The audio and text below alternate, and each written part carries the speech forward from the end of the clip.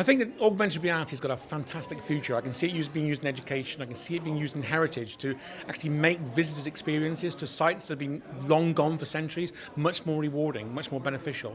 And of course, the defence and healthcare applications, again, making the invisible visible. I think it's got a fantastic future.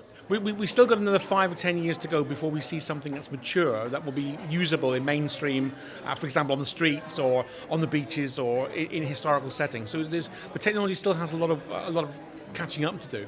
I think a lot of it's achievable on smartphones and tablets now. I mean, the fact that we've taken a 17th century ship and we're displaying it on a Samsung S6, for example, shows exactly how smartphones are developing. So I think if we can overcome the problem of not being able to see the screen when we're in direct sunlight or outside on the beach, then I think that will be a major breakthrough to it being used in the real world. There's always the problem of the human. Us humans have certain capabilities and limitations, which means that there's a certain percentage of people, if you put them in a head-mounted display, they're not going to respond very, very well, or they're going to feel sick, or they're going to feel disorientated. And a lot of technology, of course, there are still a lot of people who are very afraid of technology, but with things like Generation Z, Generation Alpha becoming the norm, hopefully that barrier will start to go away.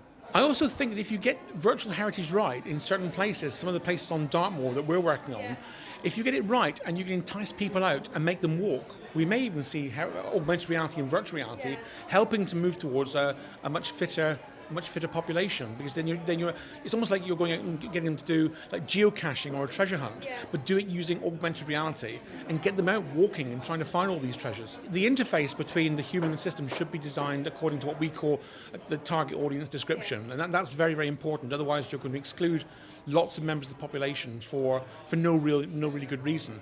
Just by getting them involved in the design process makes a world of difference. I'm a great believer in developing VR and AR experiences that are relevant to what's on people's doorstep. We call it heritage on my doorstep.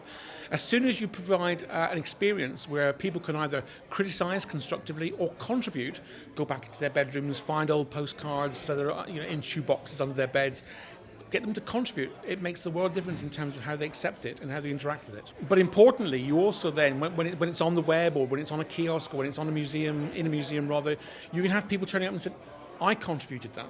And so you get this engagement right from the start, and I think that's really valuable. They're part of bringing history back to life.